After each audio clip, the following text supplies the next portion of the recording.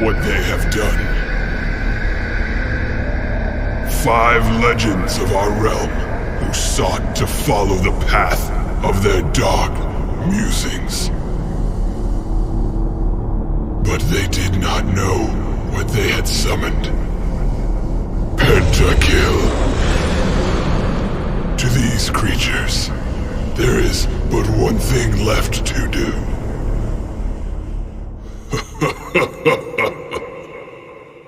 Heavy metal.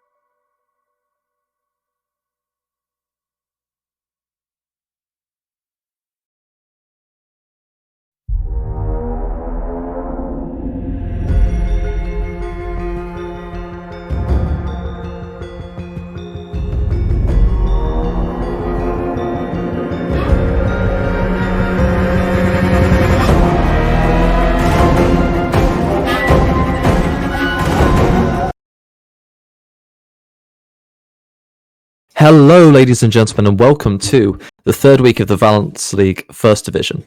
Today I am joined by the wonderful Hooper, as we're going to be watching Deja take on Quicksilver in what should be an exciting best of 3. Yeah, definitely. Both of these teams currently sitting at 1 win, 1 loss. So, you win this, you move, you're not only, taking yourself up that leaderboard, but you're also pushing your opponent down. So you're really creating that gap in the standings for yourself. Yeah, absolutely. And both of these teams coming off of different sort of paths at the moment. One of which obviously coming off of their last win, and one obviously on a loss as well. Both actually have scored their 1 win against the same team, oddly enough, which I think is quite interesting. Both beating Whiff's Elite in week 1 and week 2 respectively. And I think we're going to be getting into Champ Select right now. So are there any picks you're really looking out for here going into this one? Yeah, I mean, we were discussing it before broadcast, looking at, some of the profiles of some of these players, and the Kaiser is definitely something that in this current meta is really by far and away the strongest AD carry in the meta. Provides a brilliant damage mix as well of AD and AP. You can vary the build depending on your team's balance. And so I definitely expect that to be taken either in the bans or first pick in this game. Yeah, absolutely. The Kaiser being a huge priority. And speaking about bans, I think we just had a misban come through. So we might not be the only ones who are a little bit nervous for this series starting up. Olaf ban away from Cub. Kind of expected one of his best solo queue champions. Just waiting to see what the next ban will be that comes through here for. So I think I'm getting some information here. Oh, apparently there's a 3-ban penalty for Quicksilver. Wonderful. I'm so glad I was given this information before we went on to broadcast. I'd like to apologise for my idiocy, but I fully embrace blaming production. Anyway, that is the second no ban as we're expecting, and a Pantheon ban does come through here from the side of Deja. Yeah, definitely Pantheon, such a brilliant flex pick at the moment between solo lanes, jungle, and even support into particularly aggressive matchups, maybe matched with a Callista. So makes a lot of sense for early on in the draft. Yep, and also a very flexible champion as well, which I think is one of the less rated parts of Pantheon. Whilst Yeah, we have definitely. seen him as a sort of jungler at the moment, he does still have that ability to flex into the top and the support roles, and on occasion mid lane, though not as often. No, definitely more of a counter pick in the mid lane, and there's going to be the Shen taken away as well. So quite a mobile top laner there being taken away, and there's the Kai'Sa first pick. Very surprising to see that fall through the draft. Or prioritizing the Shen, Pantheon, and Olaf bans over the Kai'Sa. Yeah, big pickup here for Sash. I expect there is a chance of a Samira Kai'Sa trade going on here, and with Shen banned away, you could potentially look for something like AD carry plus Camille early on, if it is in your wheelhouse to do so. We'll have to see if General DMO decides to pick that one up for himself. Instead, we got Seraphine priority coming through. Okay, so another flex pick can be played. Oh no, so maybe not as big of a flex as we thought, as they do lock in the Ezreal straight afterwards. Could still potentially go towards the mid lane, although we will expect it to be going to support. And Ezreal with the buffs on patch 11.3 actually looking really strong in the meta right now. Yeah, there's also been a new build that's popped up in priority recently, which was an Essence Reaver Duskblade of Drakthar build that's popped up for Ezreal. It's been very powerful in the sort of early mid game, and allows you to essentially half health carries in the extended quote unquote laning phase. So very powerful new options, as well as those buffs you mentioned, makes the champion kind of rise a little bit in priority. Speaking of priority, we do have the Thresh lock in into the Seraphine. Yeah, fantastic bot lane secured for Quicksilver here with the Kai'Sa Thresh. Incredible peel, great setup for the Killer Instinct with both the Flay and the Hook. So really strong bot lane coming out here on blue side, as we are going to see the Lucian mid applied here. So I'm very interested in this. Again, we were discussing this off broadcast about whether or not Quicksilver were going to be able to play an AP jungler to really bring out the best in their two AD carries. They do currently have an AD carry playing off-roll into mid, so it'll be interesting to see whether Deja Vu are going to pinch that jungle pool and take away things like the Lilia and the Talia. Yeah, so the interesting thing as well, to me, is that there aren't too many things that are super known counters to Lucian mid. The biggest one off the top of my head would be Syndra, so I wouldn't be surprised to see a Syndra ban come through and then flexing this Seraphine into bot lane. The only problem with that is that then you are picking Seraphine and Ezreal, and that loses one of Ezreal's greatest strengths, being his safety on his own. Whereas obviously if you have a roaming support paired with Ezreal, they can just go off and affect the mid lane matchup that way, but you are then forced to lane Seraphine into Lucian. So I'm interested to see which route they decide to go with that one. In terms of these bans, we've got Gnar first ban, and then the Udyr, a big priority jungler. The best jungler, I believe, on the patch in terms of farm speed. Manages to clear about 6 camps in the time it takes most junglers to do about 4, so he can really gain a lead for himself and monopolize early dragons with that pick. Yeah, I'd expect here in week 3 for Udyr to just be a blanket ban across the majority of games. I would be very surprised to see it make the Rift this week, as the Ornn is going to be taken away as well. So Ornn and Gnar bans really trying to pinch the top lane pool of just Jericho. General DMO really going to have to scrape the bottom of the barrel there for picks. And I like the fact you mentioned scraping the bottom of the barrel, because we've seen Gnar Ornn ban. We've got Darius, Shen, Pantheon, and Olaf, potential top lane bans gone away. What do you think the big sort of champions left at this top lane are that we can see come out of Jericho and DMO? Because with this many bans, there are really some limited options. Camille would be my first thought, but are there any others you can really think of off the top of your head that they would be likely to want to run? One of the issues is, you're looking at other comfort picks for DMO with things like the Mordekaiser, but looking at the composition, you've got Seraphine, Nunu, Fizz. There's an awful lot of AP damage building up here. So you have to think maybe they want to move towards an AD pick like the Camille, maybe even the Volley Bear, although it's a bit more of a hybrid build, as the Hecarim is actually going to be locked in for the Cubs. So that'll be interesting to see. It looks like top lane is going to get counter pick, as the Mordekaiser is actually going to be taken on the side of Quicksilver. Yeah, so I do like this Hecarim Mordekaiser pickup. Mordekaiser, as you mentioned, there are so many limited champions now up for the top side that this Mordekaiser is one of the strong ones that really couldn't have been picked away for DMO, and is going to have a good matchup into most of the AD champs that we have left. And even if you can get sort of a big split push, you just play the Mordekaiser, use Zhonya's, and Gragas pick. What do you think about this one? So, in an isolated situation, I am a fan of the Gragas pick. I don't think it's the worst matchup into the Mordekaiser, although it does allow him to pretty much just build AP. And again, holistically with Deja Vu's comp, I am worried that there is a bit too much ability power in this comp. And, Wakada Chewie is really going to have to be on point with this Ezreal to dish out the attack damage. Otherwise, it's going to be too easy for the likes of Jericho to build against this comp. Now, positively for the side of Deja Vu, there isn't a huge hard tank who can build full magic resistance. Whilst you will have some issues getting through the Mordekaiser and the Hecarim, it's not like we're playing against Maokai. It could be a lot worse for them. Yeah. And they do have significant options in terms of their pick potential with things like the Chum the Waters, the Encore from the Seraphim. They do have some options to pick the fights that they want to if they want to gain leads of their own. So I think there are definitely some avenues they can explore, but they have dropped themselves into a bit of a corner as well with this large amount of magic damage. Yeah, and I think scaling is going to be an interesting conversation with this comp as well, because I struggle to see, without a humongous early lead from the Fizz, how it's going to be able to cope with the Kai'Sa, with Lantern and Killer Instinct and Flash towards the late game. You really have to expect Arbush is going to want to get ahead in this early game against Ratboy.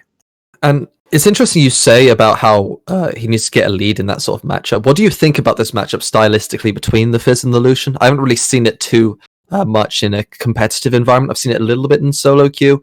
Lucian tending to have a little bit of strength in the first few levels. But how do you expect this one to play out? Yeah, I definitely think from 1 to 5, this is going to favour the Lucian, particularly if I'm assuming it's going to be a press the attack option. The quick trades are going to be, similar to what you're playing into like a Kassadin or something like that. Fizz is going to have a little bit more mobility than that, but you are pretty much going to have free harass for the majority of the lane, and your pick of the wave and whether you want it to push or push into you, it's kind of all led by the Lucian here. So I think Arbush is really going to be dependent on the new providing him with the early support to get towards that level 6 where he can then finally start making a bigger impact, maybe even moving out to the side lanes as well. Yeah, absolutely. And I'm interested to see how the 2v2 will end up going if Check's play does attempt to help Arbush out in those early levels, and obviously if the Cub attempts to retaliate. Given that Ratboy will have this early priority, it to me, a really good sign of how strong a team is how well they're able to use their early priority in their lanes to gain advantages throughout the game. So the most obvious one in the early game is the early scuttle crabs, the 315 crabs that spawn on both sides. If you're able to have several lanes worth of priority, you can always guarantee yourself at least one, maybe both of the crabs. How do you see the priority going in terms of in these lane matchups? We've spoken about the Lucian a little bit, should be prio favoured towards the Lucian. But I'm not too knowledgeable on the Gragas Mordekaiser, and I imagine the Ezreal Seraphim is quite a unique lane as well. Yeah, I think in terms of the bot lane, I would give early priority, so for the 315 crab, over to the Ezreal Seraphim. Kai'Sa obviously not the strongest of champions between levels 1 to 3. Not horrendous with a Thresh, but you've not got that much early pressure, whereas the Ezreal Seraphim can, with those doubled up abilities from Seraphim, can really provide the poke. It'd be interesting to see, whether it's maybe a Comet or a Guardian, to see whether they're going to lean into that poke or go defensive. But because of that, I have to think they're going to be able to get the pressure there. As for top lane, I'm not too knowledgeable on the Mordekaiser Gragas matchup, but based on wave clear, I would imagine it'll be a little bit easier for the Mordekaiser, although both do inherently have sustain as well within their builds, so they will be able to trade and tank minions as well. So it'll be interesting to see how that top lane plays out.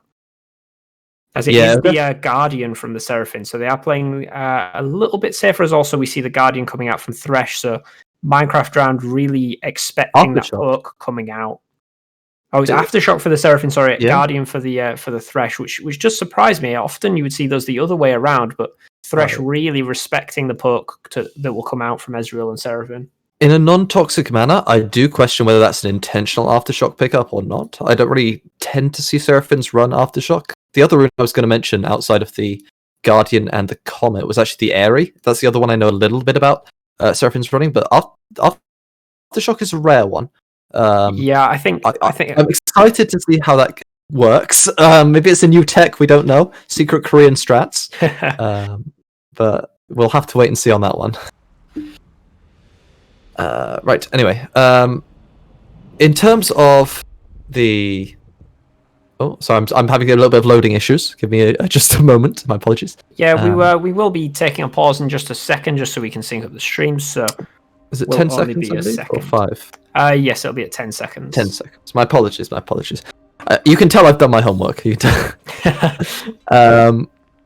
Anyway, speaking a little bit, while we do have a couple of seconds to line it all up. I'm paused now. Yep.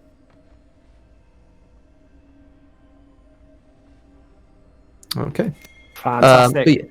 Yeah, excellent. So we have finished all of the technical issues, and we have loaded up onto the Rift. I've made a terrible mistake. All my interfaces do say champion names, so I can't actually see any of the player names. Oh, it's going well. Hang on, I wrote the names in a notebook. Give me a second. Right. So for the side of Quicksilver, we've taken on the blue side. We have got Jericho in the top lane. We got the Cub running the Hecarim in the jungle. We got Ratboy on the Lucian mid. Got Sash taking on the Kai'Sa. And we've got Minecraft Drowned piloting this Thresh here in the game 1. Oh, I'm so sorry. And it's okay. Over on Deja Vu, we've got General DMO on the Gragas top, Chex Play on Nunu jungle, Arbush on the Fizz mid lane, Wakanda Chewy on the Ezreal, and Stronger on the Seraphine, all on the red side of the map. Yep, and we're just seeing our sort of standard 5-point defense, nothing too special. It's sort of exactly what you would expect. Neither of those teams wanting to take too many early risks as we're waiting for the game to really get spicy. I don't expect to see any major ganking. Probably going to see both of the junglers just do full clears up, and maybe we'll see a double contest at the top crab, but no real action I'm expecting before then. No, and I would actually like to see the likes of Chex Play move towards the mid lane rather than the top lane. I think your Gragas is going to be able to survive the early game, and I don't think that's really like the linchpin of your entire comp. I think the Fizz is much more important in the early game, and I would like to see him prioritize there, as we're already seeing a little bit of the harass coming out from the Lucian. Yeah, Arbush just needs to play it back and just accept that he's going to get shoved in under tower. We do have double ranged bot lane versus ranged melee, so likely to see a lot of poke coming onto Minecraft Drowned. Good and gank. There it is. That's exactly what they want to see coming out of the new jungle. Yep, the classic one camp into immediate gank on the mid lane. Good stuff there from Chex Play, making an aggressive early play and trying to really catch out the enemy mid laner. Yeah, and doesn't have to worry about losing the HP. It's Nunu going to regen that up really quickly with the Chomp. So, yeah, really just blowing the enemy mid lane's flash for nothing there. Yep. Excellent stuff there. Able to help Arbush a little bit, and we're looking forward to seeing that a little bit more. Bot prio, as we were expecting here for the Ezreal Seraphine. The Hecarim is here looking. Oh, lovely little double stun there. Hecarim is going to be coming in, but they're all dropping very low. Excellent. Play. There's the hook onto the Ezreal. That's tough, and Stronger is blown up by Sash. Wonderful stuff. Trading in the mid lane here. Arbush looking aggressive, but not going to get too much, and going to get pressed the attack on, and that's not ideal for the Fizz. No, Minecraft Drowned really playing that little exchange perfectly there, landing the flare, and then into the hook onto the Ezreal so that he can't take them any lower. Very nice there from the side of Quicksilver. Yeah, and it's a good start early on here for Quicksilver. Get themselves a nice little 600 gold lead. Sheen early onto the Hecarim. How do you reckon that's going to impact this one? Yeah, that's going to give him so much more clear speed. The gank potentials, the damage is also greatly increased. Be interested to see whether they go towards the Divine Sundra or the Trinity Force. Trinity Force tends to be favoured, but against some of the tankier members on the side of Deja Vu, it'll be interesting to see which he prefers. Yeah, so fun little nitbit. Oh, as a gank happens here in the mid lane, that's an excellent snowball from Chex Play. Ratboy tries to dash away with the flash afterwards from the Nunu, and that's an Ignite popped, and Arbush gets himself his first kill of the game. And that's really bad for the Lucian. We have an angle now where we could potentially see a freeze. That's rough. Yeah, Ratboy just accepting his fate there, decides not to use the exhaust. But yeah, perfectly played by the Nunu, really following up on that early gank where they removed the flash and they were now able to punish that. And that's what you'd like to see out of teams. You'd like to see them a jungler come once, burn the flash, and punish that cooldown. We don't see it enough in the lower divisions, so it's really good to see from Check's play, and makes you sort of value him as a jungler much more highly than some of the other players we've seen so far. Yeah, and he's coming from the exact same angle as well. He knows that Ratboy's clearly not got any vision in that area. He's got a really strong feeling about it, so he's just punished the exact same mistake once again. So Ratboy's really going to have to, pay attention to those wider wards where he can spot the Nunu in time to be able to get into a safe position before the snowball's too close. Yeah, it's just really intelligent play, and the interesting thing here, aside from this excellent trade here from Jericho, is if you look at the vision in this game, it's all red side. It's all red side. And all of these... Oh, what the... That's a trade from onto Sash. He's having a rough time, isn't he? Yeah, he is. A good CS lead, though. Yeah, it's going to get a first back here. Probably going to be able to get the Noon Quiver as we see Arbush take a little trade onto the Ratboy. So we can already see that Lucian's kind of lost the priority here, and he's going to have access to the Chum the Waters soon. So we might see some all-ins from the Fizz once the Ignite's up. Yeah, looking forward to seeing those attempts here from Arbush. Definitely going to be exciting stuff when the Chum the Waters does come online, as you said. What are you thinking? Oh, sorry. Oh no, I was just going to say, it wasn't the Noon Quiver actually, it's going to be the Serrated Dirk, so perhaps didn't have quite enough money for the Noon Quiver, so going to get that element of the... is he going to have the Mordekaiser, or is he going to take him into the Death Realm? No, I'll continue with my point. Absolutely. Looks as though it's going to be the component for the Collector to then follow up later with finishing a Mythic, so... Quite unfortunate there to not be able to go back with the correct amount of gold, unless we are seeing some sort of Duskblade build. As Nunu's going to use the same route again, but this time they're ready for it. Good hook, good fly. The Lantern isn't taken by the Cub, so he's going to have the dash in, which is going to stall for time, and the flash is forced from Check's play, but interesting to see the Lantern usage was about as good as mine in solo queue. Yeah, I'm not actually sure what the interaction is with Hecarim's E and a Lantern, whether it would actually have wasted his dash, so I'm wondering if that's why he didn't take it. But it's nice to see, the support roaming up there and covering that spot that has been such an issue for Ratboy in this early game, and this time they were able to call Check's play's play. Yeah, as you say, great stuff there. Shows good sort of team coordination to make up for the issue the Ratboy's had. Chum the Waters lands. This could be a problem for Ratboy. Arbush is jumping forwards. The Ignite is popped in exchange for the Exhaust, and here comes the culling encounter. Arbush is going down. He's in trouble, and that's going to be a solo kill coming through for Ratboy. Excellent stuff there. Really smurfing on the Fizz.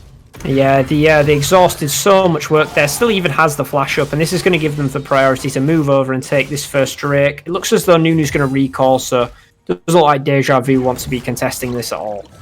And how is that going to affect this matchup as well? Because we were talking about how the Fizz does have to come online and start being able to kill the Lucian as the game goes on. So if he's no longer able to do so, is he in trouble and no longer able to get those kills? Or is this just a temporary setback on the timer? I think it's definitely going to shift his priority to roaming. I think he's definitely going to struggle to get these 1v1 kills now. Particularly as Arbush is having to go towards the early Zhonyas, whereas the Lucian has been able to pick up the early Noon Quiver. So the 1 versus 1 power is still definitely with the Lucian. Okay, so Ratboy's still in a decent spot. I'll be looking forward to seeing when Arbush does manage to find that sort of break point. On the subject of looking, we have a little roam here from the Cub, looking to see if he can catch out the Ezreal Seraphim, but that matchup is very safe, so we'll have to see whether or not he's able to find anything.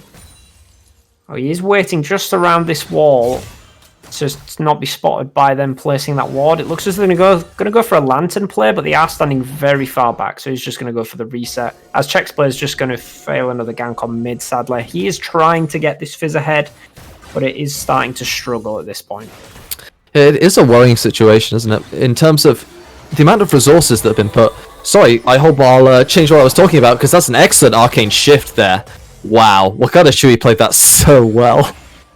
Yeah, and you have to wonder if the cupboard had been level 6 there, you would have been able to punish that, as Check's Play's actually got the XP advantage from the jungle because he spent so long hovering the bot lane looking for that gank. So, a little disappointing there for the side of Quicksilver, as we're going to see just more tank matchup in the top lane. Yeah, a little bit of snapping. Some nice trading, but likely the Gragas is going to heal it back up. It doesn't look like we're going to see any 1v1 kills up here anytime soon. Yeah, it seems like no one's getting transported to Brazil just yet. Nope. DMO is going to be absolutely happy to just walk away and sustain up, as you said. In the meantime, nice little slow pushing wave here, so Arbush will temporarily have priority.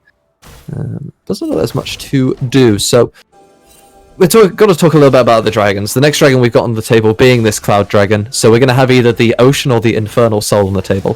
Which would you be more excited to see here, and who's it going to benefit more? Oh, I mean, both of those drakes are those are the premier souls, really. So I think they'll be happy with either, to be honest. I think on the side of Deja Vu, you're probably hoping for the Ocean. Particularly, they've got the slightly tankier team with the Nunu Gragas. And with the Lucian Kaiser, you're probably looking for the Infernal. So I think that's the way it would be favoured from team to team. Okay, so we'll see which dragon does come on the table in the next 2 minutes after we potentially have our first objective fight of the game. It's interesting to note that despite the kill lead, it is still only about 200 gold lead here, as we're going to see a great gank from the new top lane onto the Mordekaiser. Yeah, Jericho does end up taking him to the death realm, but here comes the absolute zero. The damage coming through, not actually the largest. Check's placed in a little bit of trouble. Flash forwards from Jericho, that's going to be one. Is he able to pick up two? Does have the shield potentially coming through. Excellent cast, but it's not quite enough to kill Jericho. He lives on 1 HP, and here comes the Cub. He's going to be slapping around. There goes DMO, and that's going to be a 2 for 0. That's big for the side of Quicksilver. Yeah, so frustrating for the side of Deja Vu, taking the Mordekaiser down to under 100 HP there, only for him to shield the rest of the damage and heal it back up. I thought that the absolute zero was actually perfectly timed straight after the CC from the Mordekaiser had come through, so he could get a full channel off, but just not enough damage coming out of the Nunu. Yeah, as you say, not quite enough. Was a full channel, but still only did about a quarter of Jericho's health, so the Mordekaiser, very tanky in these early stages, has picked up a Riftmaker for himself, so he's going to be pretty strong moving forwards. And looking into this sort of matchups on the subject, there's a playful Trickster engage here. There's the Chum the Waters. Ratboy going to be okay. Props the culling. Arbush is now the one who's being forced to walk away. Flash is traded in the mid lane. Jericho was hovering just in case, but doesn't look like anything more is going to go down. Double sums burn from both. Yeah, Arbush not going to commit to it this time. He remembers what happened last time running into the culling, and he's just going to take the trade and take the exhaust out of the Lucian in that one. As we're actually seeing Jericho move to the mid lane, as they might be looking for a dive, although it looks as though Thresh is going to back out. Yeah, looks like nothing's going to happen here. We got 30 seconds until the dragon spawns. This is about when we're looking for the objective control, and if you look at the vision, it's all blue side. Yeah, definitely. Going back to that top lane gank, I think it's a bit of a shame to see the Nunu prioritizing the top lane. We spoke previously about how this top lane matchup, it didn't really feel like much of the game hinged on it. And Mordekaiser is a notoriously difficult champion to gank because he negates that 2v1 advantage and just turns it into a 1v1. So I would like to see the Nunu, move towards mid lane and bot lane a little bit more. And I have to think they have to give up this Drake, surely. Yeah, it's definitely a difficult one to contest. Gragas is busy taking away the mid prio, so temporarily going to be a 4v5 for the side of Deja Vu, and that is going to be the dragon over here for the Cub, picking it up for the side of Quicksilver. They'd be very happy to get that one. Ratboy gets himself a free little pizza chicken. So I think it's a little bit of a macro misplay from Deja Vu there, moving the Gragas all the way down to the dragon, then to not contest it. I think with the level disadvantage and the lack of vision. Oh, great hook there from Minecraft. The encore lands only onto the one, but the absolute zero is there to follow up. Excellent use of the stopwatch from Minecraft Drowned. Nothing else could be burned, but it's good time wasted here by the bot lane of Quicksilver. Oh, we are going to see the Cub coming down. Yeah, the Cub is looking. Excellent flash hook onto the Ezreal. The Arcane Shift doesn't come through. It's late. There's the Killer Instinct over the backline. That's going to be one picked up for Sash. Now they're going to be looking for the Nunu, see if they can catch up onto Check's place, but that's a flash trade between AD Carry and Jungler. In the meantime, in the mid lane, there's no Chum the Waters used just yet. Never mind, it's hit here onto Ratboy. He's going to be a little bit of trouble, but he's okay, and the culling comes back onto Arbush. Same trade we've seen twice before, and as the last time was exactly like last time, that's going to be nothing really happening in the mid side, but an excellent play on the bot side, meaning a 1 for 0 picked up in the end for the side of Quicksilver. Yeah, brilliant play again from Minecraft Drowned. Really been one of the standout performers so far in this game. Little disappointed with the Ezreal not flashing the initial hook. I don't believe they had the shift available, but the flash definitely was, and flash after the hook, really just guaranteed death. As we're going to see Hecarim getting caught out in the red side jungle. Yeah, the Cub just going to sprint away, galloping gallantly away. He'll be absolutely fine as General DMO just says hello, gives him a little love tap, and the Hecarim will just walk off. Yeah, we can see this. The CS differential in this jungle matchup is still ballooning, really. We've still got the level advantage for the Nunu, which is quite surprising given that Hecarim is notoriously quite a fast clearer as well as the Nunu. But those 2 kills really giving the probably slight gold advantage over to the Hecarim. Yeah, absolutely. And I think it's interesting to note that is where most of this gold is being saved, shall we say. Because around the map, the gold is pretty much lost in all members except for this jungle matchup. On the subject of junglers, here does come the Nunu. Chex Play landing a nice little ball onto Ratboy, but being forced to use the phase rush to run away as 3 men come and say, no, you can't have our mid laner again. That's just going to be a walk and talk between the jungle and mid laner as we sort of reset from the action. Yeah, and again, like you said with the blue side vision, this is just giving Jericho complete priority on top lane. Gragas is too scared to be able to move out of that top lane with having no vision on the top side of the map whatsoever. Yeah, I think it really shows the priorities of these 2 teams, given when you look at this vision control, it's just 50-50, isn't it? One team has complete control of the bot side, and the other has complete control of the top side. So it really shows the emphasis around the who they want to keep safe in this next... Interesting snowball in here to the bot lane. Oh, good hook from Minecraft. Again, catches out Chex Place, but there's the charm on to Sash. He's in a little bit of trouble. Chex Place goes under the tower for no reason and ints away his life. Excellent play there. And Stronger is taken away to Brazil as Jericho's going to look to slap him about one. There's 1 hit. He needs 1 more slam. That's the slam into the ground. Decimation onto the poor support as the culling comes down to Arbish. He's in trouble, and the Cub will happily pick that one up. It's really questionable stuff here from the side of Deja Vu. Yeah, shame to see the Seraphim flash come out there. You're being taken into the death realm with a Mordekaiser that's, 4 levels higher than you. I think you just need to accept your death there. But once again, a really questionable gank bot lane by Chex Play. I want to see him go down there, but I don't think he's respecting that it's very simple for the Thresh to be able to hook when you're pushing that snowball and your path is very much directed.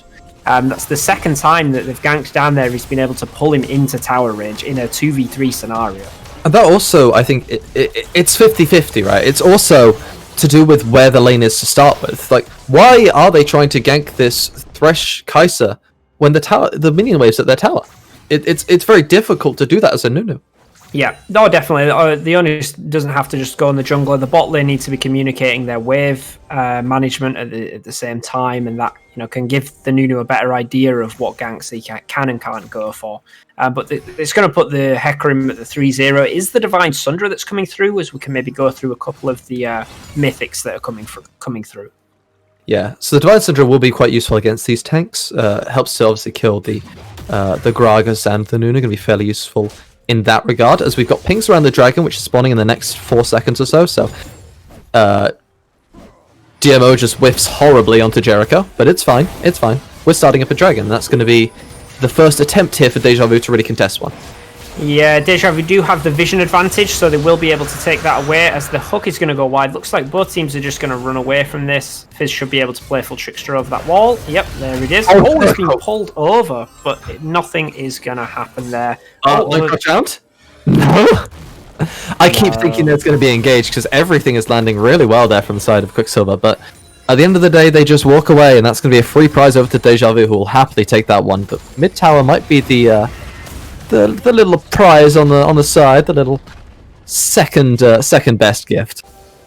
Yeah, you have to question how Deja Vu were able to take away that dragon and get that vision priority in the bot side of the jungle that you'd mentioned earlier. Given that there's almost a 5,000 gold advantage here, I think it's just a bad reset from the side of Quicksilver, recalling 3 of their members, as the Fizz is actually going to get taken into the death realm. Yeah, Jericho misses both of the first abilities though, so that's not ideal. Arbish is going to get autoed to death by Jericho, but no, there is a flash over the wall. So excellent stuff there from Arbish, avoiding everything, but you have to question the accuracy there from the Mordekaiser. Yeah, and we'll go back to some of the mythics coming through. We're going to see the Gale Force coming out of the Kai'Sa.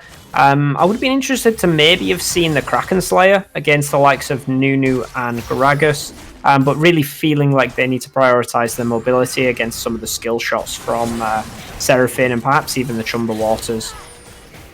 Yep, it's interesting to see that pivot, as some AD carries do prefer the high damage, as you said.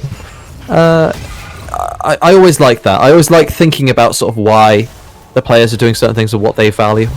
Personally, I must confess, I like to build damage in every situation, because damage is more fun.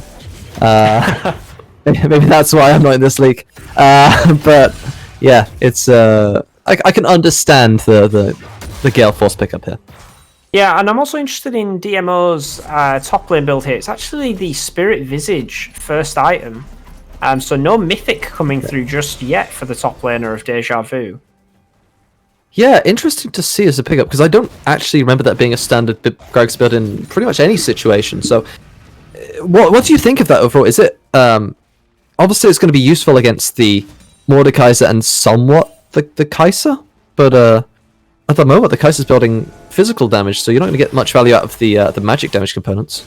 Yeah, I think it was entirely a lane build. Wanted to be able to survive the Mordekaiser, but the Barmy Cinder's mythic items do inherently have magic resist within them, so I think personally I'm not a huge fan of it.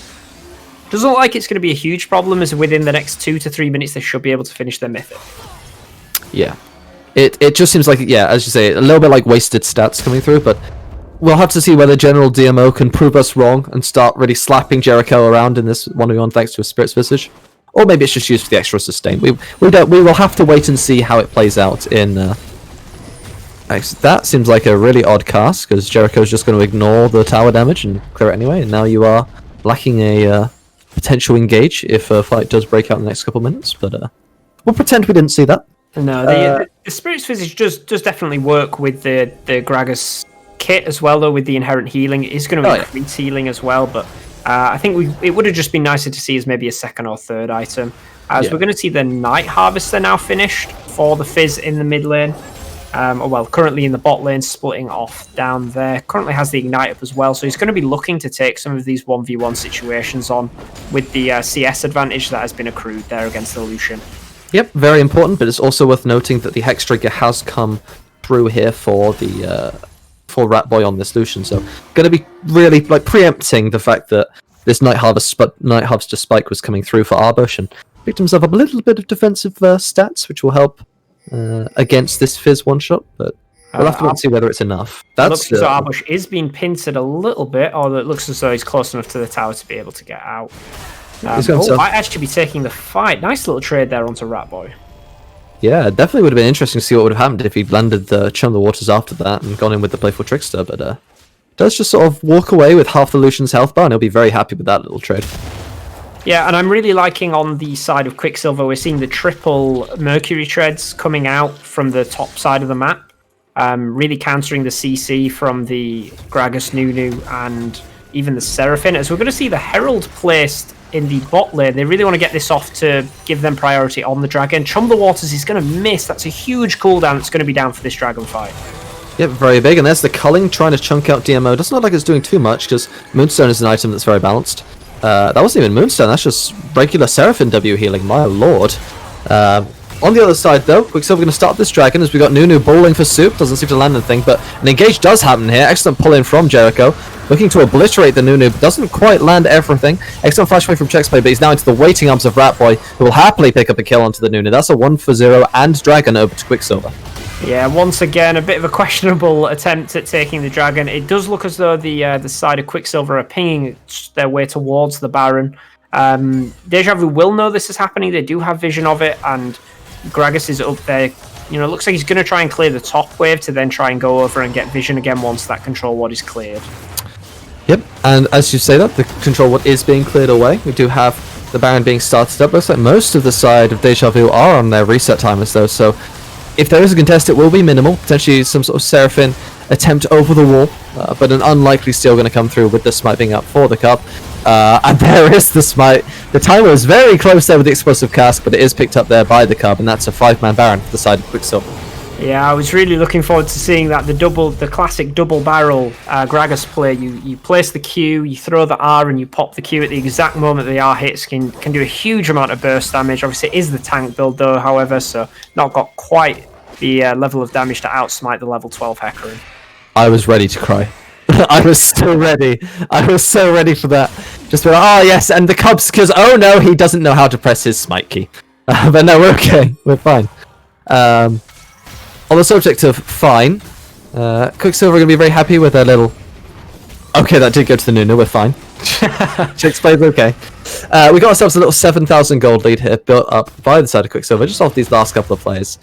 The game's been blown wide open after the Dragon, the Baron, and the kill onto the Nunu. It's going to be difficult to fight this one. Yeah, they're definitely going to be wanting to just prioritize getting this 3-minute Drake. It's going to be Ocean Soul, as we can see. So not the one that they would have preferred. I think with the Lucian Kaiser, they definitely would have liked to have taken the Infernal Soul. But it's definitely going to make this Mordekaiser an absolute monster. Currently 2-0-2 with the Demonic Embrace and the Rift Maker. An Ocean Soul on top of that is going to make a very, very scary top lane. Yeah, even though it's not the ideal Infernal, you're not going to complain too much about an Ocean Soul. It's still a very powerful tool, as you said, so... Speaking of the Mordekaiser, that is going to be a tower taken here in the side lane by Jericho, and it just looks like no one can really answer him right now. No, I honestly do not think anybody can answer this, as it looks like they're going to go for the engage mid lane. Yeah, excellent stuff there. The Cub tries to get the re-engage, and that's an excellent hook there from Minecraft Jammed. Here comes Chexplay, walking to the middle, absolute zero onto 4 men, but he gets blown up, moving too far forwards. Good chum the waters, 4 men hit by that one. There's the damage from the Seraphim, and that's going to be a pick up for Arbush. Suddenly clearing stick from the backside from Sash. He's trying to pick up Arbush as well. Flashes forwards, doesn't quite have the damage, but the Cub does. There's the Jericho into the backline, picks up the Seraphim, now chasing one down. Gragas finally dies. We got a 1v1 in the death realm. Who's going to go to the Brazil? Looks like it's going to be Wakada Chewy, and he's in a little bit of a rough spot here. Oh, excellent spacing there on the Decimate. That's going to be a obliterate, sorry. Excellent kill by Jericho, and that's a 5-for-1 ace, sorry. Yeah, brilliant play from Quicksilver here. You know, you have to think maybe if the gold lead had been a little bit shorter, that could have been a nice fight there for Deja Vu, but I think that might be the end of it. I really enjoyed how DMO played that fight. I think the flash body slam was fantastic, and the ultimate, but the two Gale Forces and the mobility of these AD carries makes it so difficult for the Fizz to get on top of absolutely anybody. And the biggest talking point for me was the fact that it seemed as though Quicksilver played the whole fight generally as a team, whereas on the opposite side, Deja Vu went one at a time. We had Chexplay move forwards with the snowball, absolute zero onto 4 people, but no one was there to follow it. Then we have General DMO flash in on with the body slam, and there's no one to follow that either, and it just feels like that was the big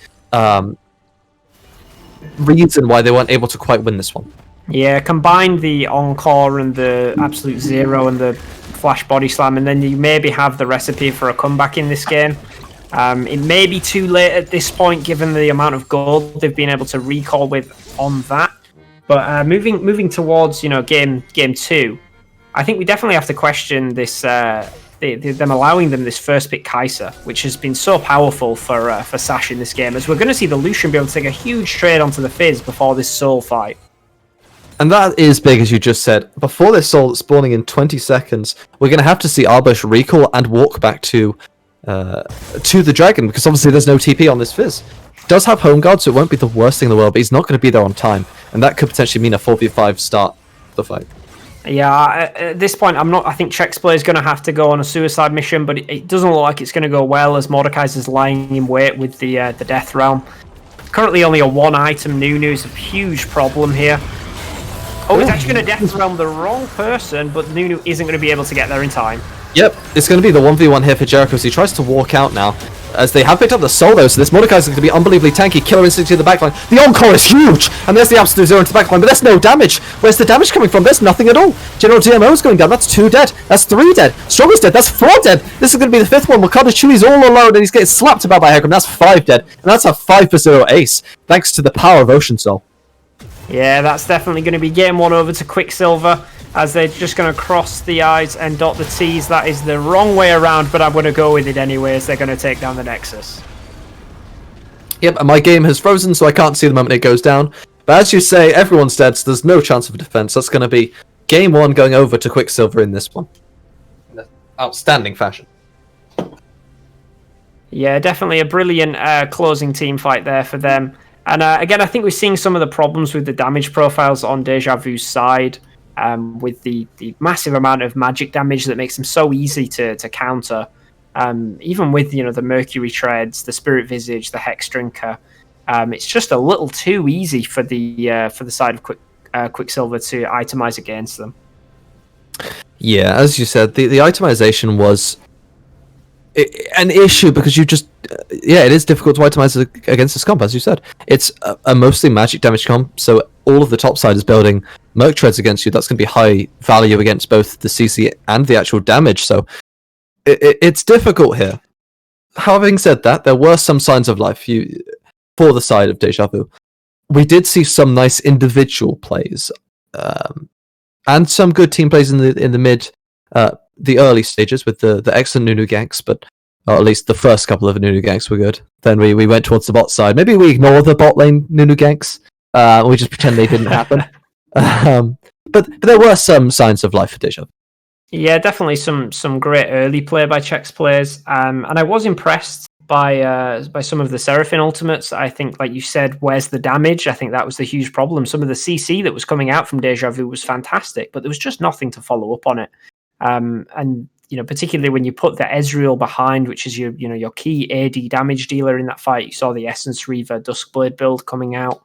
It's just not enough to be able to win a fight. As actually the Mordekaiser did the most damage to champions in that game, up there at 15,000.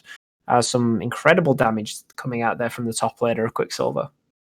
Yep, really shows how OP this role is. I mean, it's really well played here by the side of Jericho, really dealing a lot of damage, as you said. The Riftmaker being a very powerful tool, and able to slap about a Gragas in lane is going to help the numbers a little bit, but did it really well. Didn't pretty much hit every single grasp, to my knowledge. There was a couple missed, but overall very well played, hit most of his spells, and really good Death Realm timing as well.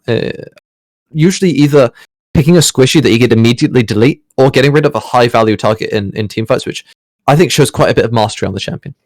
Yeah, and it all came down to that top lane 2v2 as well, with again, like you said, the good Death Realm onto the Nunu to make it a 1v1, able to get out with 100 HP before shielding the rest of the damage to survive.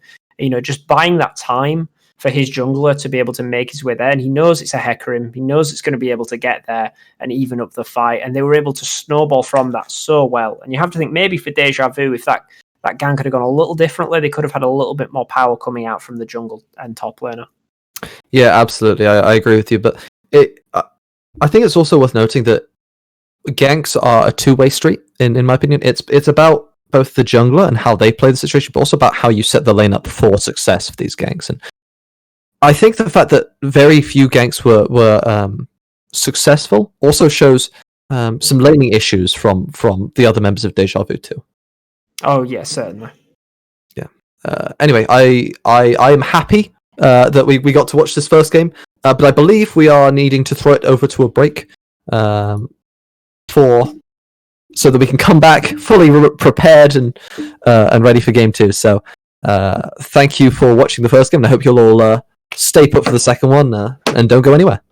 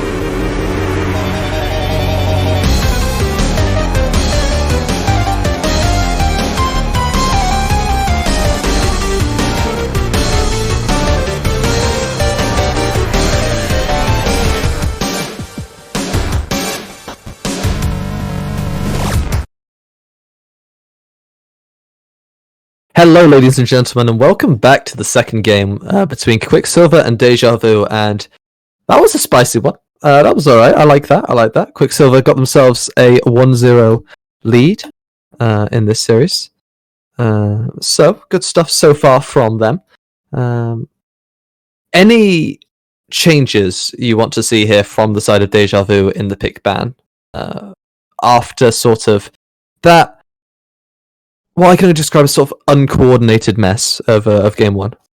Yeah, I mean, I was going to say that, as spicy as that game was, it wasn't as spicy as your intro. Then you made me jump out of my skin. But yeah, definitely we're going to have to see a change in priority in bans, particularly from Deja Vu. Worth noting the ban penalty that there was in game one. There is no ban penalty in game two. So Quicksilver were able to win that game without 3 of their bans. So is this going to be Quicksilver Unleashed?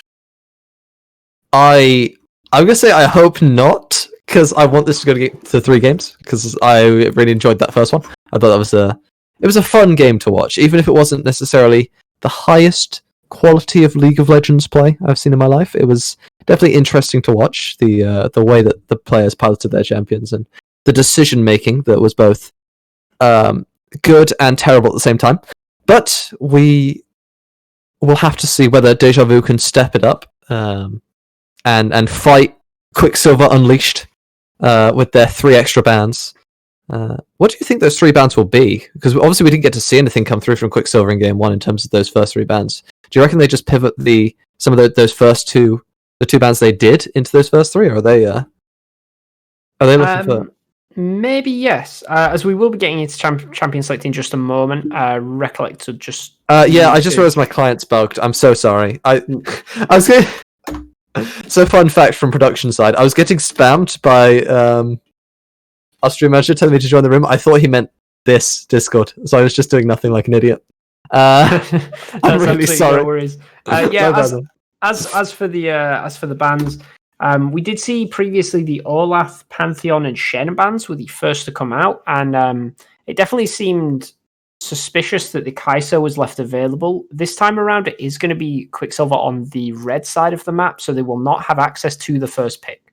So it'll be interesting to see whether they are willing to leave it open for Wakada Chewy to pick up on the blue side of the map. You have to think it is such a strong power pick at the moment. And I believe for Wakada Chewy it is also a priority pick, as it is for many solo queue AD carries at the moment, as we should be getting into the champion select very shortly. Yeah, I'd like to apologise to the broadcast. My computer is terrible, so it took a little while for me to get everything set up, but I believe are now all ready to start the champ select. Thank you. Anyway, in terms of the Kai'Sa, as you mentioned, the very strong champion in the solo queue environment. But there are other champions you can play into it. I'm one of the firm believers that if the one team picks Kai'Sa and the other team gets something like Aphelios Thresh or Senna, they can actually do a lot into the Kai'Sa pick. I don't think it's the be all and end all pick in pick ban, even if it is obviously a decent strong champion in isolation. There are things I think you can pick into it. Yeah, definitely. I'm a huge fan of the Aphelios. I think if you can pick something that scales equally well, then you can just outperform the Kai'Sa. Particularly with how overconfident an awful lot of Kai'Sa players are with the killer instincts diving into the backline, particularly if they're not going with the Gale Force build. As we are going to see this Seraphine ban coming out from the side of Deja Vu, who had previously picked that very early on, the Graves in response, and then the Shen once again taken away by Deja Vu. And there's the Kai'Sa, not allowing it up for the first pick. Okay, so now this brings up the possibility of an Ezreal first pick for Wakada Chewy. If you were to go that route, you then obviously have the option of Stronger going into these rummy spots, like I mentioned in game 1. Do you see that as a potential first pick and thus a ban away for the side of Quicksilver? I wouldn't say the Ezreal is worth first picking. I don't think that the side of Quicksilver are going to have as much priority on that champion, so I don't think you need to rush picking it. I think you can maybe get something a little bit more solid for somebody like DMO, who previously had his top lane pool, obliterated throughout the entire ban phase. So far we've only seen the Shen ban go up there. So I think maybe picking up something stronger for top or mid would be a little bit more important.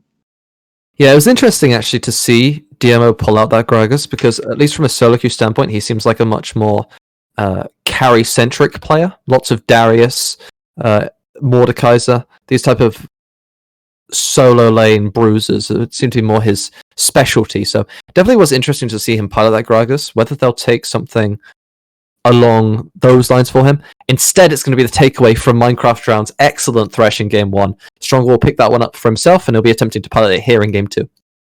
Yeah, always an incredibly strong pick, the Thresh. Brilliant engage, brilliant disengage. And again, like you said, brilliant performance from the enemy support on it, so you're taking it away from them as well. Brilliant power pick first.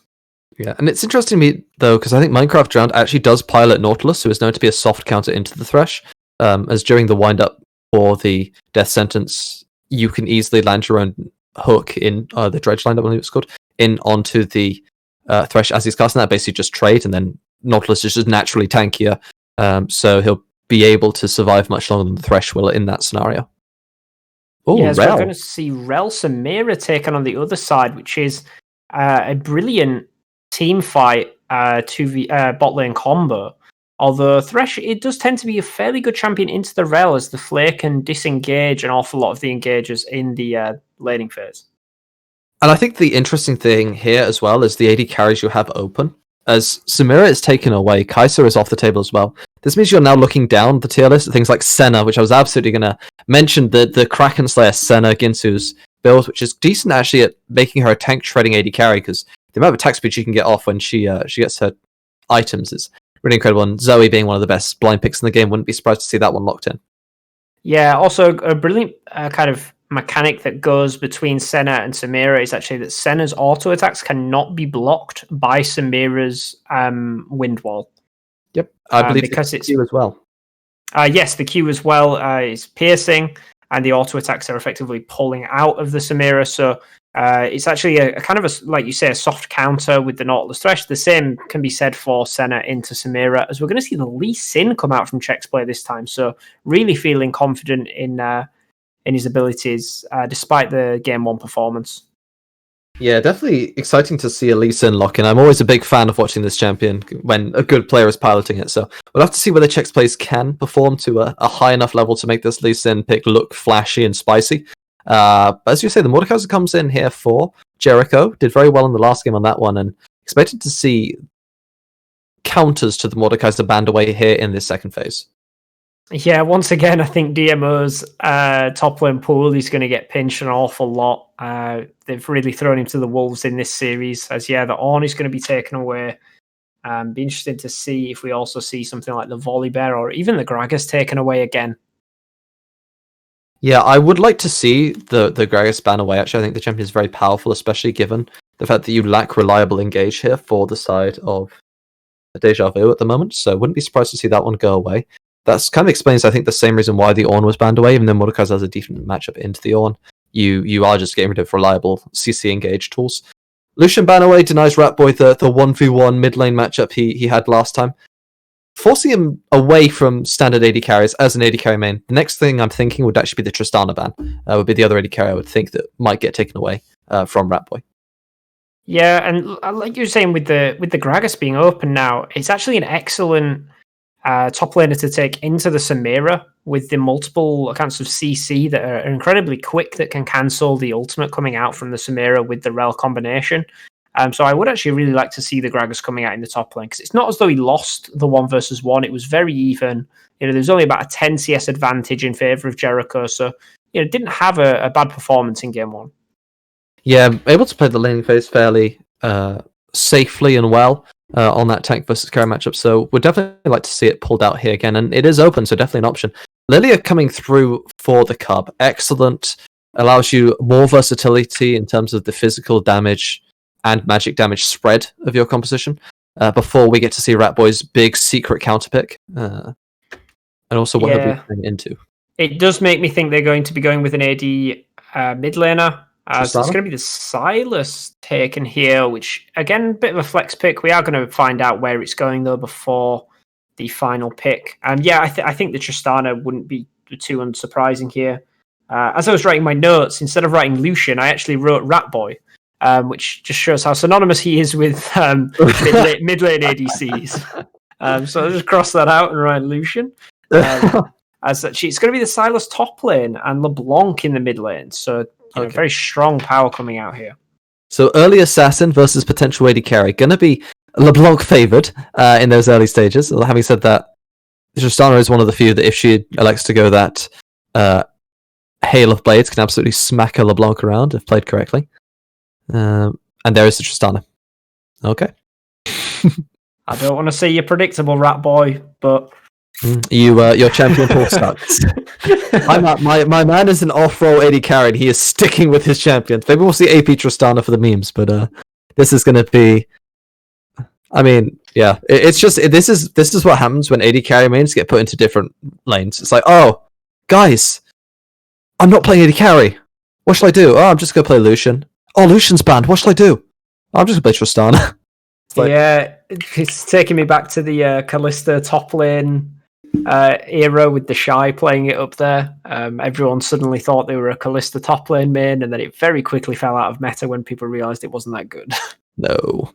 It only works if your jungler camps you, because you you only get your attack speed with the person you're binded to, if I remember correctly, with Kalista. So you get the extra damage as well off double blocking.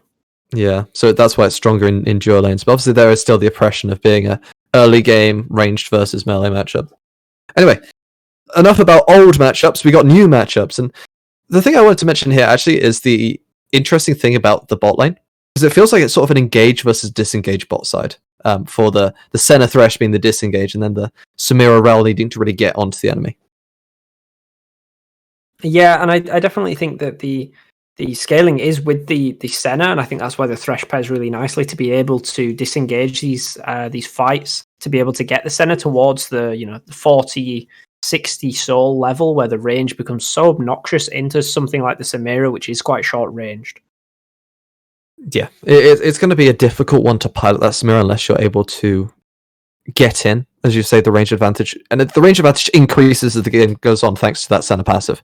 So it's not just it's fine for laning phase, then in the later game I'll be able to catch up. It's like, no, then she's just gonna make you socially distance, really stand 6 feet apart, which will then increase to 7 feet with 25 stacks, 8 feet 50 stacks, 9 feet at 75. You get the idea. Yeah. So yeah, in that regard, you really do need to get things going on that Samira so that you can just get to the point where you go, oh, you let me in your range for half a second, eat lead, and just die horribly. On the subject of eating lead, we have the Tristana versus LeBlanc matchup as well. Yeah, I'm sorry, just moving. I'm actually just really curious about this Silas pick, because we discussed the Gragas. Yes. And the potential advantages to taking that into the Samira, as well as the fact that it can lane quite safely against the Mordekaiser. Mm-hmm. And the Gragas was open. Yes.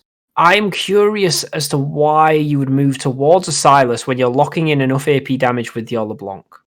And you also have a fairly squishy jungler as well.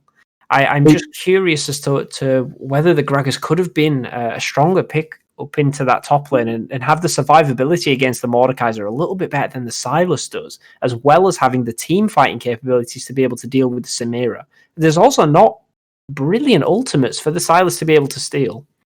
See, I've actually got an idea for the reason for that. It's one that it took me a while actually to think about. The last couple of minutes I've been stalling to time really thinking about this. It's because they're bad at drafting. And they appear to have gone, guys, we didn't win with the Gragas. I want to play Silas and I'm going to carry the game. And it's like, are you sure Silas is a good pick? No. Are you going to pick anyway? Hell yeah. Yeah. So Silas comes in on your B4 as you flex between mid and top when you're picking the next two champions one after another. Yeah, you did mention that the top laner for Deja Vu does prefer to be in the carry position. So it does look like that may have been the call, but I do think I would have preferred to see the Gragas. We'll see how it turns out. Yeah. Perhaps he can dominate this top lane a little bit more than he did with the Gragas, and maybe push and roam might be the best option. Might be able to have some more impactful teleport players as well into the bot lane. Here's the thing, actually. He can take the Mordekaiser ult, and then you can have a 2v2 in the Death Realm. He just wants the interaction, Yeah. the wonderful thing with Death Realm is the fact that it's technically another plane, but it's the same another plane for every Death Realm.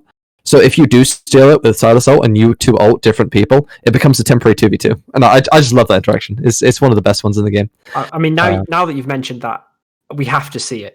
You can't. You can't bait the Twitch chat like that. I mean, I'm calling the interaction, but whether it happens or not, there's a chance that Mordekaiser just ults the Silas, and then we're just sad because he re-ults, and it's like, why? But yeah, if Mordekaiser were to, if Jericho were to ult, say, Arbush on the LeBlanc, and DMO was to ult Ratboy, we'd have mid and jungler, mids and top laners both fighting as a 2v2 in the Death Realm together. Oh which yeah, that would be spicy. Yeah, definitely waiting for that to happen. As we are going to be getting into game, there will be once again a slight pause, but we will be getting into game very shortly. It'll be interesting to see if we see any shenanigans. Level 1 this game. Tend to see an awful lot of fanning out across the divisions, but interesting to see if we see any invades.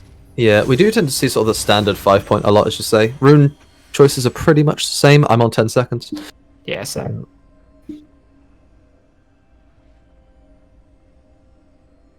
Okay, we are going, we are ready, and it looks like we got a ping towards the top lane, so potentially we see a invade. Are we going to see something that isn't a 5-point defense? Perhaps. Wait, I'm so hyped. Let's go. Come on, boys. I believe. It's the 5-point defense from the side of Quicksilver, but it looks as though Deja Vu with the Thresh pick might be looking for an early pick onto the Mordekaiser. Will he catch them? He hasn't seen them. Oh, he's seen them now. Flash hook. Flash death sentence. Ah, he's okay. Stronger. You've disappointed me there. I feel like trading your Thresh's flash for a top laner's flash is definitely worthwhile. In my opinion, because you can then target it with the jungler and potentially get that early Silas rolling. But apparently, Stronger doesn't agree. No, you do always end up in the difficult situation where you've blown the flash on your Thresh, though, and the Mordekaiser just calls your bluff and says, well, you can't kill me anyway. So perhaps just not wanting to coin flip the game too early, as we are going to see the Lee Sin starting out on the red buff and Lilia starting out probably on her race. Fairly standard start with the brilliant AoE wave clear, camp clear that Lilia's got early game. And the interesting thing about a Thresh having their flash blown is it's actually not just Thresh losing his flash.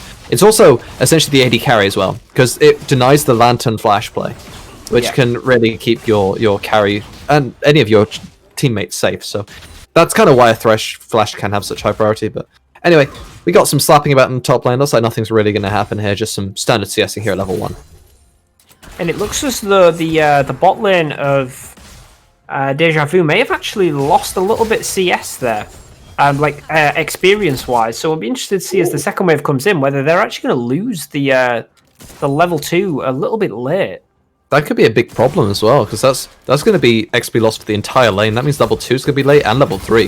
So it's really difficult then to play the lane. If you did lose. Early level 2 here from Jericho, slapping DMO about, forces a Corrupting Pot stack, and that is going to trigger the not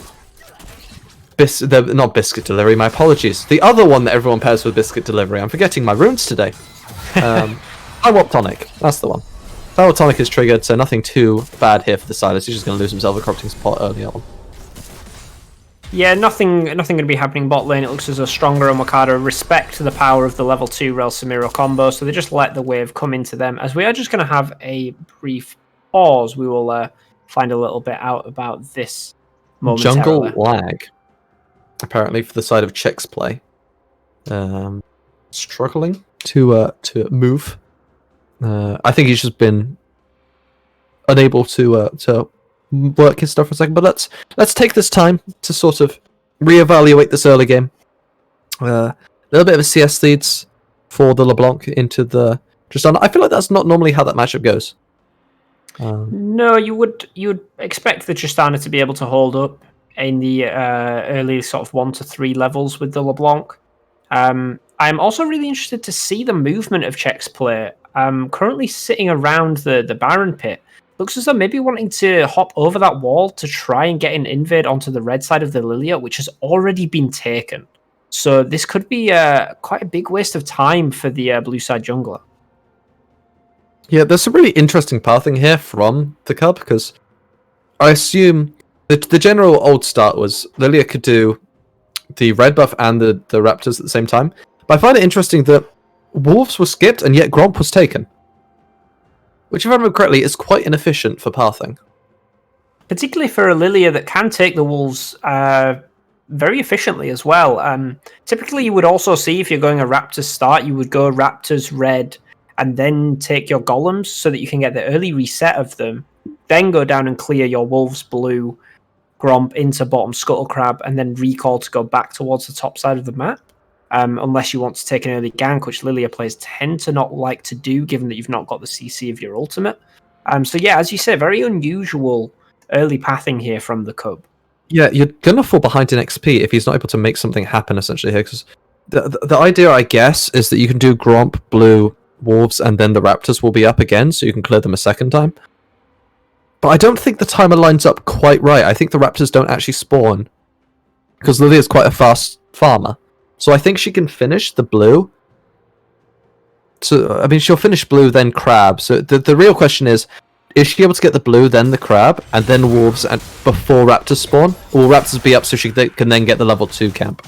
Because that will dictate how efficient this is. Oh, it was actually a jump over the wall into a top lane gank. Excellent play by Chex players as they're going to be able to take down the Mordekaiser. Oh, TMO goes low, but Jericho's the one who goes lower. That's going to be first blood over to Chex plays after a beautiful Wartop, as you said. Yeah, really defying our expectations there. We were not expecting the top lane gank. There was no warding by Jericho, so he didn't really need to take that route, but just in case there was any vision there, he takes the safer route, as we're just going to see the Lilia taking the bottom crab and trade. Oh, it's a nice jump in here from the Tristana, but it's going to get locked up by the chain from LeBlanc. Yep. But it is an exhaust for a flash there, so good stuff for Ratboy in the end. But Albush does have access to that teleport, so not going to be in too much trouble. Lilia taking away the enemy raptors instead of his own, so nice little CS lead being built up by the Cub. But those level 1 raptors that they are taking is going to actually be a high level camp because of the fact that they've already been taken once by the Cubs, so Chex Play actually going to get more XP and gold out of this one. Having said that, he is currently being contested by Ratboy on the top side, so not going to be able to get the entire camp. Yeah, was pushed away from those as the Cub is actually going to take the golems as well. So this is a very interesting clear here. As they might actually meet up at some point here as as Chex is actually going to be walking over Vision, and he's going to be going into bot lane, flash forward from the Samira. Yep, Dash goes in aggressively, but gets hooked on the tower. I've seen this one before. That's excellent stuff. Rooting in, coming through. That's going to be a 1-for-1 trade in the end, but it looked like it could have been so much more here for the side of Deja Vu. What is it with the red side ganks into Thresh in this series? Teams cannot pull it off. It's just not going well, is it? It's been a rough series of games for enemy junglers against Thresh. On the subject of enemy junglers, we got the two of them meeting, trying to contest a Gromp here.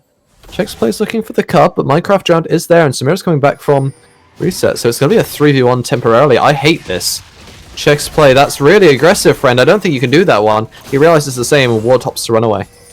Yeah, very aggressive play here from Chex Play. Really, probably just needs to get in this reset. Is falling behind in jungle XP with the invades that the Cub has been able to pull off, and has the money from that early kill. Is now only just realizing that his golems are gone as well. Is on vision, so everybody on the red side knows they're going to be safe for around the next 20 to 30 seconds. And the inefficient pathing has actually netted him a 100 gold deficit here in the jungle for Chex Play. So the extra farming and XP that Cub has managed to pick himself up, Ratboy has leveled down on Arbush thanks to that level 6 just being dinged by the LeBlanc. If he dies here, that wave is going to be huge. You got to be very careful for this Tristana for the next couple of seconds. Yeah, definitely. As we're seeing in the bot lane, still just a slight CS advantage coming through for the Samira, but it doesn't factor in the level of gold that you're actually achieving from the extra range that you're gaining on the Q and the auto attacks. So as the game progresses, that CS margin doesn't matter as much. Yeah, absolutely. The scaling difference between these two AD carries is somewhat noticeable in terms of what they want to do. The jump trading. Samira being the drain tank, as I like to refer to her, and Senna being the poke AD carry. On the subject of poke, excellent W there, land from Senna. And Cub is caught. That's going to be a flash out of the Lydia. That's not ideal. Just sort of there for no reason, without any real priority to help out. No, very late first back as well for the Lilia. Only just going to go back and get the first items. While the Lee Sin did have the serrated Dirk, so was always going to win that trade, whether the top lane is joined or not. So we're just going to see Arbush teleport back into the mid lane. Currently down a level, but should even that out by picking up this wave in the mid lane. Yep, as you said, just going to TP back, get himself a little bit of CS. Going to be even, as you say, and nothing really too exciting happening here on the map, but we do have the first dragon still to be taken. Yeah, we've got Mountain first here this time, so it'll be interesting to see what soul we move towards. As have we got level 6s coming through in the majority of roles here. Both top laners sitting with it. Teleport currently still on the Silas, so it'll be interesting to see whether the side of Deja Vu wants to make a play around that Mountain Drake, because they would have the priority to do so with that teleport. Yep, you're absolutely right. Having that teleport advantage is going to be huge for this upcoming fight, in the event that the fight does break out. Nice little roam here from Stronger, trying to catch out Ratboy, looking for something in the mid lane. But the rocket jump keeps him safe, according to the minimap. It's good to see the directed cam is just as good as I remember. Yeah, it's always going to be so difficult to gank that Tristana in the early game, as we're going to see these top laners just slapping into each other once again, as there's going to be the Death Realm actually. Yeah, Jericho takes one to the Death Realm, and DMO's in a little bit of trouble. He's just getting smacked about. That flash isn't going to do much, I don't think, my friend. Having said that, the dash comes away, gets a little Kingslayer, but just slapped down by Jericho, picking up a solo kill in the Mordekaiser. Yeah, and here we're seeing the lack of survivability in this 1v1 matchup if the Silas takes too much poke from the Mordekaiser. And it was interesting to see while they were in the Death Realm, the Silas instinctively stole the Mordekaiser ultimate, even though I don't think that's going to help you out there, mate. Yes, I'm going to take your ult so I can have an even longer isolated 1v1. Wait a minute, hang on. Yeah, not ideal there for DMO. I think the interesting thing there as well is the rune choice, because we do have the Fleet Footwork here on the Silas versus the Conqueror for the Mordekaiser. So in those extended trades, it'll be much more Mordekaiser favoured. Oh yeah, certainly, as well as the very early Oblivion Orb pickup from the Mordekaiser. Brilliant buy there. It's going to be countering the Kingslayer coming out from the Silas, as well as the Fleet Footwork healing. So we're going to see another gank attempt onto the Tristana, but Ratboy so confident that he can just jump out back towards the tower. Oh. We got a pause. It seems as though the support's monitor is apparently turned off. So, Stronger, not really able to see anything right now, so we are going to have a temporary pause while we see if he can find the turn on button for his monitor.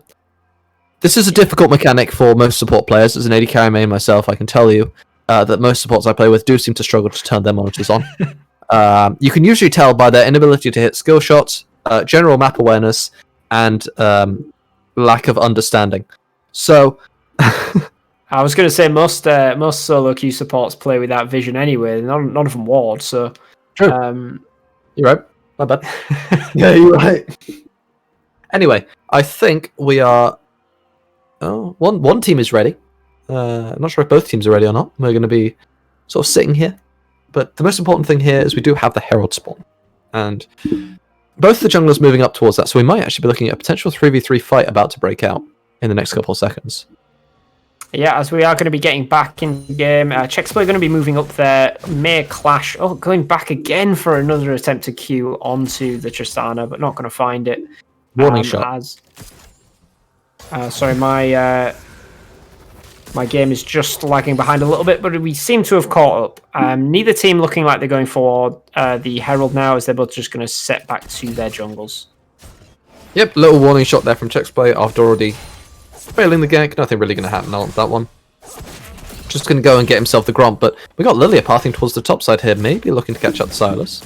Yeah, DMO should have enough vision to be able to stop this, but it does look like they're going to commit to the Herald now. No flash on the Lilia, which could be a problem here, as I am just lagging behind as well. Spectator seems to be having a couple of issues. Chexplay is looking a little bit interested in this one, even without the vision. Looks like the 3v3 contest might actually be on the cards. That's a flash forward from the Lee Sin going aggressively. The Sonic Wave lands, so does the Wrestling Strike. But here's the Drowsy coming through. Arbush picks up one onto Cub, but now Chexplay's in trouble. Jericho going to slap him about. Death Throw is available in about 2 seconds' time, so DMO gets dragged in there himself. Now it's DMO versus Jericho. Looks like DMO is running. Jericho slapping him. There's an excellent obliterate. Lands one. Going to be needing one more auto. Ratboy picks that one up, and that's going to be a 2-for-1 pickup. Excellent stuff there from the side of Quicksilver. Yeah, fantastic play there. I do like the aggression being shown from Czech's play. We're seeing a little bit more of the individual skill there from the jungler that we weren't able to really see on the Nunu pick. But at the end of the day, it is going to be a fight win for Quicksilver with more gold going into this Mordekaiser. So Silas's life is just getting harder and harder. Yeah, it seems like for Quicksilver this game, it's been less of a hand stiff and more of like a mind diff, you know? He can mechanically perform the plays, they're just not necessarily the right ones to go for in the moment. And I think that was a case of over-aggression, sort of kicked the Lilia away from the rest of his team, so there couldn't really be any follow-up. And afterwards, he just sort of gets ran down, and that's not really ideal. No. Neither bot lane getting involved in this scenario, so we're still just seeing the CS advantage grow here. As we're actually going to see the LeBlanc jump over, but Ratboy still in no danger. Has the jump, but also has the exhaust and the flash still available, so not in any danger whatsoever. As we are seeing Stronger once again roaming up, will catch the Lilia on the Scry's Bloom, but not really much coming from that. Yeah. Now, we didn't really get a chance to talk too much about the compositions in general, but both of these teams, I think, have scaling components and the early aggression options. Who would you give sort of the late game scaling team fight to in this one? Personally, I think I would give it towards Quicksilver once again. I think the scaling of the Tristana can kind of make up for some of the lacking scaling from the Samira. As well as the fact that I just prefer the Mordekaiser into the Silas matchup. I think that the Senna scaling is fantastic, but I'm not sure it's going to be able to pump out enough damage to be able to deal. Oh my! Oh, Ratboy, that's not ideal. That's a jump forward for no reason. Gets bursted out by Arbush, but it's not going to be enough, which you can clearly tell thanks to directed cam. Anyway, gonna survive there. Did have to burn the flash off camera there though for Ratboy to stay alive. So. Big play there. Meanwhile, on the bot side, we've got Lee Sin looking his way down. Check the play. Can you land a nice kick? That is going to be a decent kick. No hook follow-up just yet. The resonating strike does come through, and that's going to be a kill. But here's a TV from Jericho. He's got himself the Brazil, as I'm going to call it this time, because I forgot the name of the ability, and that's going to be a little slap and bap from the Jericho's Mordekaiser. Going to be taking Check's play into the death round. Nice little chance here to do a little bit of damage. Nice little one. That's a 4v2 temporarily. Now the 3v2 coming through. Good damage from the Mordekaiser. Excellent stuff. Minecraft Drought trying to do a little bit more. But there's the Zhonya's out of Arbush. He's keeping himself alive.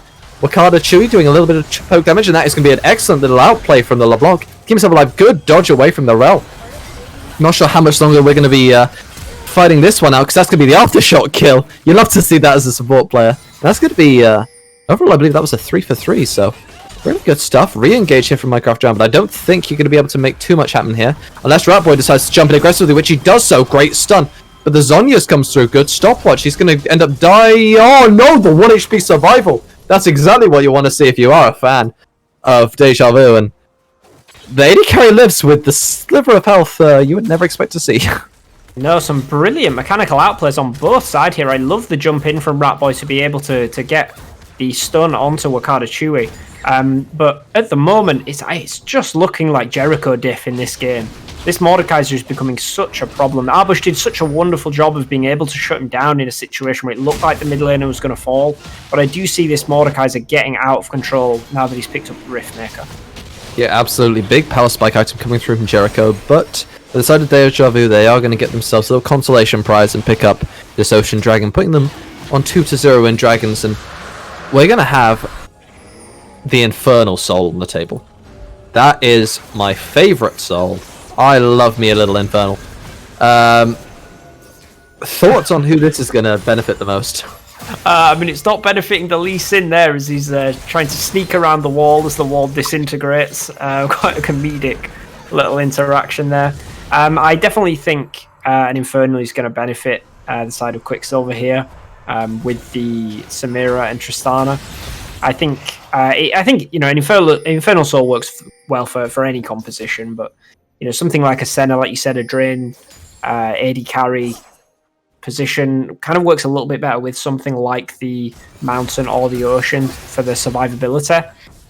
But be interesting to see whether Quicksilver start to put any priority on these dragons, which they've clearly not so far this game. Yeah, potentially they're wanting to monopolize, but no real early need, shall we say, to take them, or will. Probably be a better word, as you say. Little cheeky recalling here from Sash. She's not spotted. You can recall whenever they want to, but Lily is hovering down.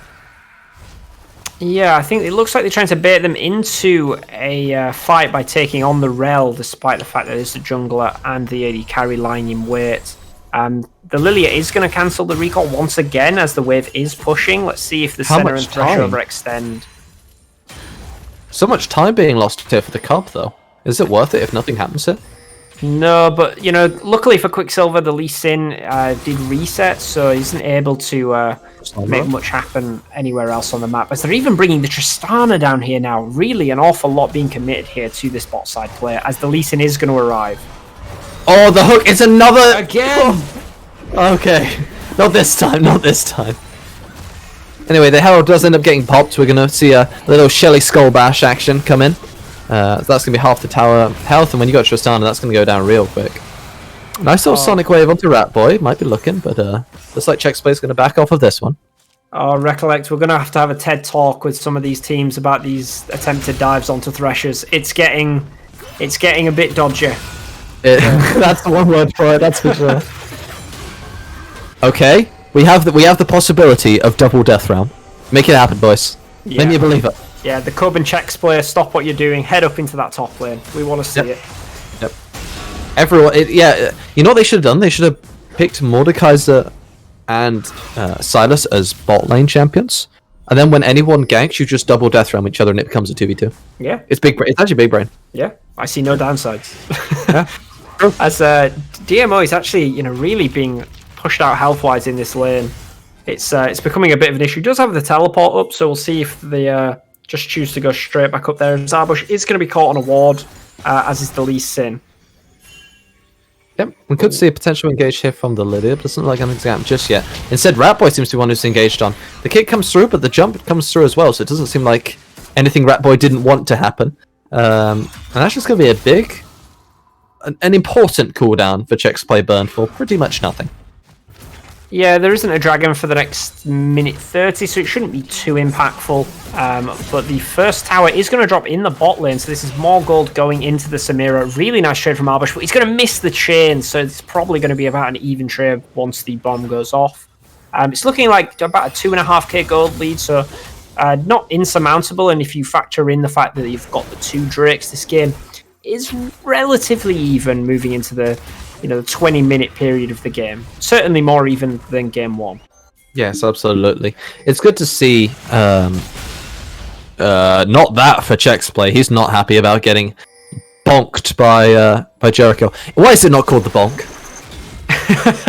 Why is it not called the bonk? That's better than Obliterate, I think. I'm referring to it as the bonk from now on, just so everyone's aware. In chat. Jericho bonks the way for a bit of early clear, and I'm sorry, I just can't now. The bonk. Anyway, we're just going to see the Mordekaiser consistently pushing in as we're starting to approach that 20 minutes, and next dragon spawning in the next 30 seconds. This TP advantage could be somewhat impactful. Yeah, definitely. The side of Quicksilver have got almost complete vision control over this bottom side. And without the teleport on the Silas, but teleport on the Mordekaiser, it does look like it's going to be an issue. Swirlseed just going to miss there onto the LeBlanc as they try and clear out some of the vision that's on their side of the map. They do have vision of this. Perhaps Lee Sin might be going for a steal.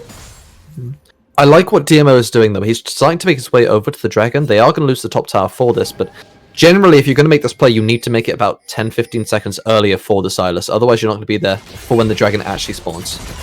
Anyway, engage happens here. Chexplay going to get caught out CC'd for 16 years and just gets blown up by Ratboy. Yeah, and there it is. It's going to be down. There is the teleport in from the Mordekaiser. A nice flare there to avoid potentially being death round. It looks like Silas might be going for a Q steal maybe, but I think it is going to be going down to Quicksilver.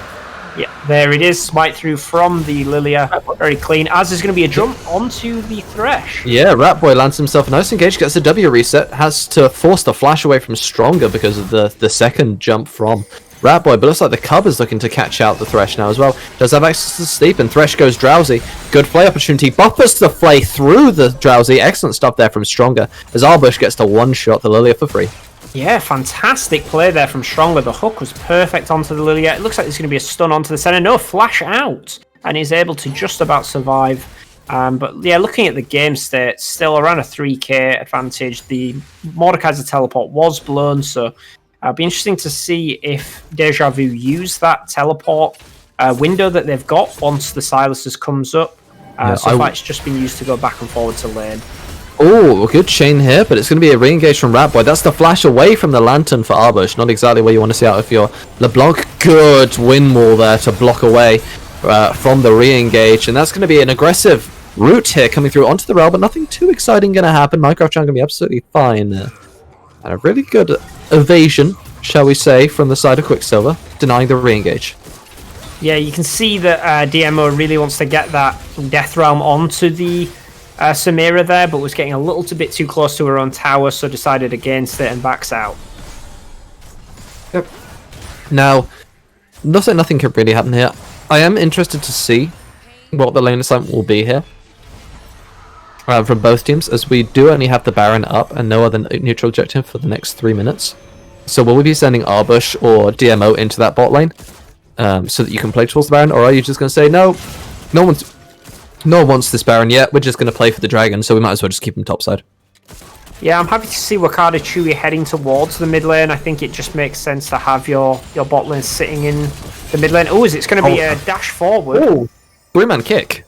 But, yeah, that's your flash for a fancy play that does literally nothing. That's not what you want to see out of your Lee Sin. And, yeah, as I said before, he has the hands, but the mind gap might be there for Check's play. Yeah, it looks like he's going for the ward hop into the kick flash onto the Samira or Tristana, but got stunned by the Rel and decided that, needed to flash out. But very, very aggressive play there coming out from Check's play. It's such a huge cooldown for a Lee Sin. As you say, it's a big cooldown. Most of your combos do require flash, aside from obviously the basic insect with the ward hop. It's such a big mobility tool to lose access to in order to make those plays. Anyway, Dragon spawning in the next 2 minutes. Teams should be looking to sort of set up their vision control around that one in the next couple of minutes, next 30 seconds or so. So it'll be interesting to see how the teams decide to approach that sort of vision control aspect. Will teams prepare it more towards the top side, or will they really want to fight over this potential soul point Dragon? Yeah, and just checking in on the Senna, just hit 40 souls. So it does have the second upgrade there, which is quite nice there for the AD Kara.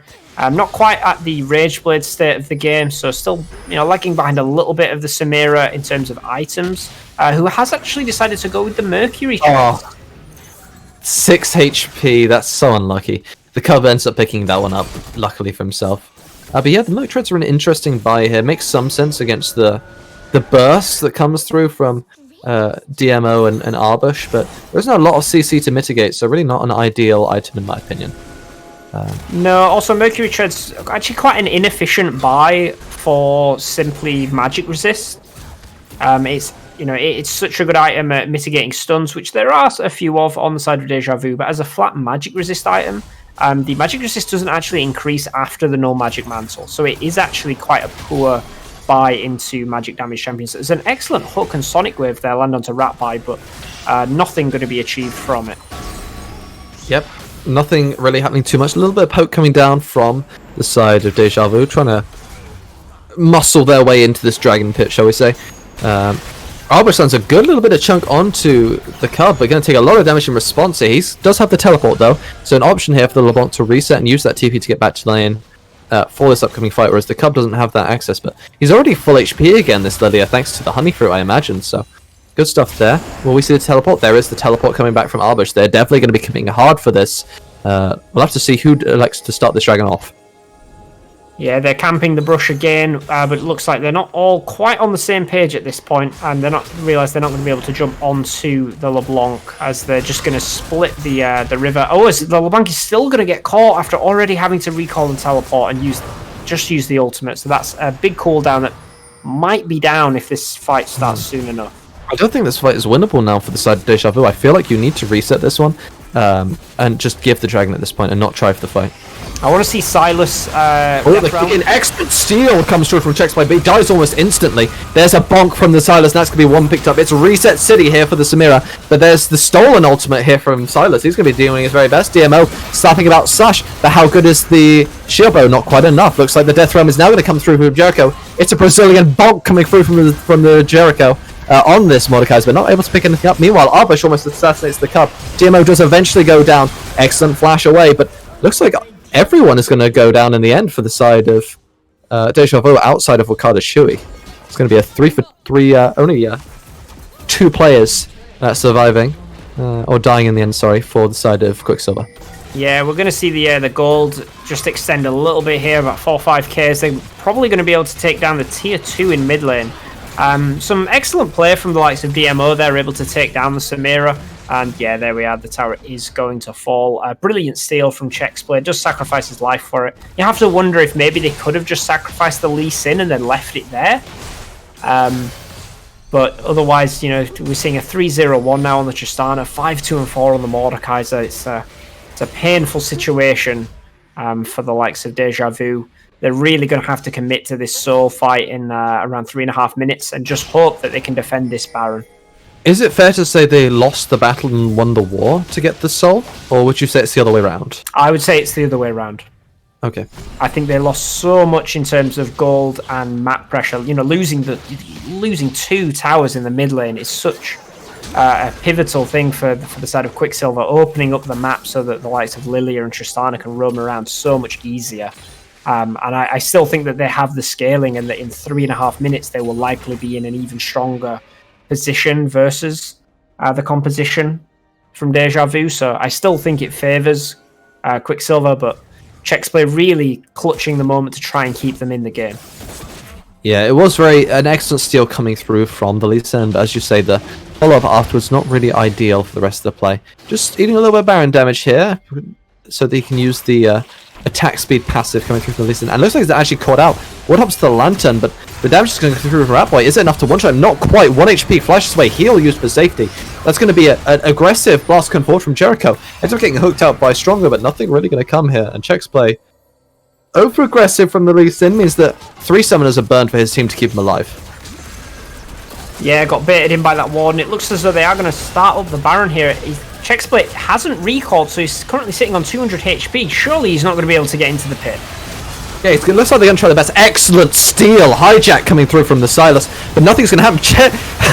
Just gets bonked horribly. Nothing's going to happen there from the Lee Sin. That's 2 dead already. It's a 2-for-1 so far. How's the fight going to look coming through further? Stronger ends up going down. Not ideal for him. Chain comes through to keep Arbush alive. He's going to try and run away. Ratboy gets rooted up, but Wakada Shui is now the one that's on the menu for the Cub, and he's going to easily devour that one. That's going to be 4 dead for the side of Deja Vu. Oh, watch out, Eep, for the side of Deja Vu. You know, you have to think perhaps just give the Baron and try and wait for that soul fight. That's surely the win condition for the side of Deja Vu, as it looks like QS are going to run down mid and perhaps even end the game here, as it is only Arbush and Chex Play available, as they are going to just back off and reset. Yep, they're going to go towards the top side. And is that an 8,000 gold loot? Because versus Deja Vu, because I have been in this place before. It's not ideal for the currently 0-1 roster in this series, and you have to worry about where they can really come back into this game and what avenues they can really explore to pick fights that they want. Yeah, I think that was, you know, one of the huge issues going into that Baron fight was that, you know, they are currently behind, but you've, like pointed out, Chex Play completely obliterated right in the beginning of that fight, only with, you know, 200 HP. They have to realize that this fight isn't on their own terms, and they need to be able to just focus on vision around the bottom side and prepare for that, you know, what is now 40-second mark going into this soul, because a Dragon Soul, particularly the Infernal one, could be enough to balance out that gold. The hook is actually just going to go wide. I must apologize for that last fight, because I just saw the Lee Sin go in and get instantly like smacked by 6 different abilities, and I just lost my words for the rest of the fight. So we'll try and keep it more under control, and hopefully Check's play will not gig it in on this one. Looks like Roger's going to jump over and delete the blast cone to make the steal a little bit harder. So you're going to require both the Sonic Wave and obviously the Ward Hop to escape from the Dragon Pit. Oh, you are lucky, Sash. That hook barely catches the dragon and not yourself. Albish goes in for a nice trade, but doesn't actually hit anything. Thankfully, it avoids the stun coming through from Minecraft Round. And here we might have the 50-50, but there's no Sonic Wave. There's no way into the pit for the Lee Sin. It's too late. That's going to be the Solar Denial coming through, and a big chunk of damage coming through already. But Sash is stealing it back. This could be a fight win, actually, coming through from the side of Deja Vu. How much more can they do? But Sash goes down. What about Arbush? How much can he get done on this one? Currently only 2 dead. Excellent Dawning Shadow comes through from Wakada Chewy. Exactly what you want to see. Excellent teleport from Jericho. Can they stop the backs? It's a base race at the end. Is it going to come through the realm? Excellent interrupt. The TP is coming through from Arbish. He's going to be absolutely fine. It's a 1v2 from Jericho. He has the Death Realm. Does so to DMO on this Silas. Is he able to slap him back? But the Zonius is buying time. It's buying so much time. It might be important. It's going to be the bonk coming through from Jericho. How much can he do to Arbush now? The 1v2 from the Mordekaiser is huge. He might be able to just slap the tower now. But the Riftmaker is making him take tower aggro, so he's taking a lot of damage in return. Looks like he's not able to do it. Chewy is still getting messed about by Minecraft Round. It's wonderful from the Rails to see this much denial coming through. Yeah, 4-0-10 on the Rails, really shown a prowess on this pick. Isn't going to cancel the recall anymore, but the amount of armor on this champion is unbelievable at this point. You know, it was a half-assed attempt at a steal, you have to say, is probably the politest way to put it, coming out of because he Deja Vu. It was on 300 health, and the Lee Sin ward hopped in and just sort of stood there. Yeah, you know, we see the Silas take out the Mordekaiser rule, and the hope is that you can get the opportunity to be able to Death Realm the Lilia to take away the smite, and then have the Lee Sin dash in there to take it away with the level 14 smite. But the coordination just isn't quite there with Deja Vu, and that's kind of been the story of this entire series, is that it doesn't look like there is a cohesive voice within the team, which is what we're seeing from QS. And the big worrying thing as well is that these teams are both 1-1 right now. As I said before, they do have one on an upswing, one on a downswing, but realistically, these are the guys that you're going to be, if you're expecting to be sort of a top member of the league, you're going to be fighting against this level of team consistently. So if Deja Vu are getting blown out in this type of game consistently, that's a problem moving forwards. Yeah, definitely. As we said earlier, you push yourself up, you push them down. It's a very good situation for Quicksilver. You know, looking at the positives for them, you have to think they are going to be able to push into this bot lane here. It shouldn't take them another Baron, although it is coming up in 1 minute. They death round each other. Excellent stuff there from DMO and Jericho. I don't actually know who wins this. It's very close. Is the Kingslayer going to be up in time for the Silas? Not quite. Gets pulled in by Jericho. He pops a Zonios of his own, stalling against Arbush. Going to be absolutely fine. It's a nice little 1-0 there from, well, my MVP vote, Jericho, doing excellent stuff. Yeah, again, it shows that not only the item difference, but even, like you said, the Conqueror, in the longer trades versus the fleet footwork, it is always going to reign supreme, as they're going to be able to move in, and there's just one Nexus target. But it's only on to 1. Is it going to be enough? I think it will be. Stronger ends up getting deleted instantly. Sash immediately stopped from popping the Inferno trigger for a long period of time. Just focus the Nexus, boys, and that's going to be the game over. Ratboy, I think, was the last one to hit it, and that's going to be a 2-0 for Quicksilver. Yeah, plus 50 gold for Ratboy. He's going to be very happy with that. Not the best performance out of Sash, but Minecraft Drowned and Jericho probably, chat, let us know who you think MVP of the series was. I have to think it's one of the two of them. We shall wait and see who the chat decides on. I do not know whether we're going to be getting interviews or not. I imagine we normally do. I'm down, certainly down for it. If you would like to get one, who would we like to bring in? Who do the fans want to see? That's the question. That's the real question. Well, you've asked who they want, but we have just been told we are getting Ratboy, so I hope it's who you want, chat. I'm disappointed horribly.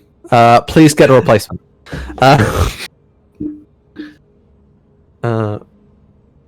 We shall have to wait for the boy who is both Twitch and Ezreal at the same time. Anyway.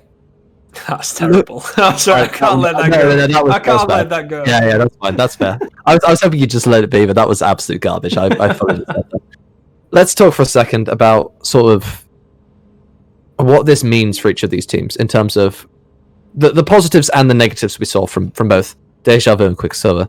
Starting on the more positive side, obviously Quicksilver picking up their first or their second win here. And overall, it felt like they had quite a few sort of power points to play through.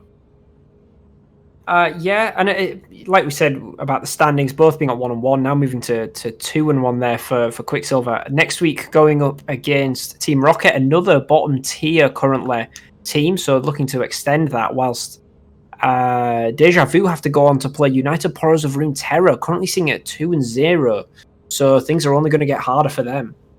Yeah, it's definitely be a difficult game for Deja Vu moving forward, but we'll have to wait and see whether they can get a sort of counter punch and get themselves another win and bring them back to 2-2 in the record. I do believe we have the excellent Rat Boy here in the waiting room, so if we can bring him in, I'm absolutely ready to say hello to the rattiest of boys. Hello. Hello. Wait, we've played together before. We live in the same city. My bad. We also played a game. Yeah. We do customs together, no? Yeah, exactly. Hey man, hell yeah! All right, I feel bad for slagging you off for the last 10 minutes. Hell yeah, let's go, dude. Hell yeah. All right, so now I understand why you only played 80 carries this series. Okay, that makes sense. So yeah, I'm the manager of the team, but sadly our mid laner had to take a 2-week break. So I've been hopefully not letting the team down and trying to make sure that it's not a big mid diff, as compared when usually Echo plays, who usually claps them. But yeah, that's why I got to kind of like stick to my ADCs at the moment. Yeah, it's all good. I found it quite interesting actually. So you do point out the AD carries. I found it quite interesting to see obviously the priority on those, and I think it was quite interesting to see sort of where you had to sort of adapt the draft around the fact that you were going to be playing predominantly these AD mid laners. Are there any other picks you sort of had? So you got the Kaiser obviously in game 1, which helped you to pivot into that, and in game 2 you had this Mordecai that obviously popped off super hard. Had this gone to 3 games, were you out of options, or do you still have other things you can play once your AD carries are gone? Oh, I've got a few picks hidden away that hopefully should not see the light of day, but if they do, I can guarantee that they won't be ready to face it. Sorry. You say shouldn't see the light of day as if that's a bad thing for you. we'll take it as it is. Basically, like it might be a bad thing. It might be a good thing. But hopefully, Conflict. Yeah, exactly. Hell yeah. But yeah, given that they let the Mordekaiser through in the second game was a big indication for me to just pick that they weren't going to take out the ADCs, because if they ban out the Mordekaiser, that would have thrown us off of maybe playing AD mids. But obviously, they decided to ignore that and ban the Seraphine for weird reasons. And yeah, it worked out quite well for us at the end, because the Mordekaiser obviously kind of scaled really well and snowballed, especially when he was in that 2v4. Yeah, as you say, really well played by your top side, and obviously everyone in general very well played. Moving forwards now, you guys are on a 2-1 record, so I believe you're playing next week as well, as you said, off for 2 weeks. So you're going to be playing. Yes, yeah, I will. They'll luckily see me playing again for next week. Yeah. Poggers. Are you going to be? I believe you're playing against Team Rocket, who are currently sitting on a 0-2 record. Have you? How confident are you going into that game to see if you can pick up your 3rd win? Well, obviously we're going to be going in confident, but never underestimate the opponents, because they are here for that a reason, and it's definitely that they can turn the tides on us. But we, after our practices, meetings, and reviews, we feel like we're in a really good spot, and we're feeling quite optimistic going forward into the league. Yeah, and sort of last couple of questions. You've just beaten Deja Vu, who are now going to be trying to play against the United Poros of Runeterra, which currently are top team in the division. Do you think that Deja Vu has more to show, or do you think it's going to be a very difficult time for them to sort of play that one next time round? So I think it's going to be a tough game for them, absolutely. I don't think any of these games are going to be easy for anyone, and I do believe that the underdog story can happen. But it is going to definitely be a really tough game, so I would expect them that they would take this time to look at the games that they just played then and figure out how to adapt and overcome it. Yeah, I'm just curious with Deja Vu. Do you feel like the problem was larger in terms of their like in-game play, or do you think it was more with draft? You know, we saw you guys with the ban penalty still coming out. You know, 3 bans down and still coming out with what looked like a better draft. You know, with the Kai'Sa being left open, and like you said, we were quite perplexed by the Seraphim ban in game 2 that you mentioned. Do you think it's a bigger problem for them in the drafting phase? I'd say so, yeah. I think as a team they play really well. Obviously, going later into the game, the bigger the gold lead happened, I think the more they tilted as a mindset. Going into the draft, we kind of like knew what they were going to pick before they even picked it, and when they didn't pick it, they weren't sticking to their comfort. They're playing like random stuff, and it made the draft really weak. Like 4 picks with AP in that first draft, despite us basically giving them all their comfort picks, they refused to take them into going into the first 3 picks, and them allowing Kai'Sa to be picked in game 1 was quite surprising. We expected that to be banned out, but the other bans obviously we expected, and the Pantheon was a really weird ban. Seems that we each play a little bit of it, but it's just nothing to be threatened about. Yeah, we were definitely surprised by the Kai'Sa being let through. That was one of our big topics of conversation for 11.3. But yeah, thanks for your insight on that. Thank you. Yeah. So I guess the final question: are you going to be joining the next customs we do? Because it's going to be a good time. Hopefully, yeah. If I'm not mega busy, I will definitely pop by and play with you. I love it. I think I'm all out of questions because my brain isn't working right now. But yeah, is there anything else you would like to ask here, Hooper? Or we? No, I think I'm all good. I think we've had a great series today. A bit of a short one, but you know, sometimes that's what happens. You know, we'll get some longest 3-game series later on in the weeks, hopefully. Yeah, I hope so. It'll definitely be an exciting time. So, at least from me, I believe that's going to be everything on our side. Obviously, thank you so much for watching. I've had a great time. I've been Recollect, joined by the lovely, wonderful Hooper, streamed by excellent British Blaze, and the interview from the lovely little Rat Boy. And thank you so much for watching, and we'll see you all hopefully very soon. Thank you very much.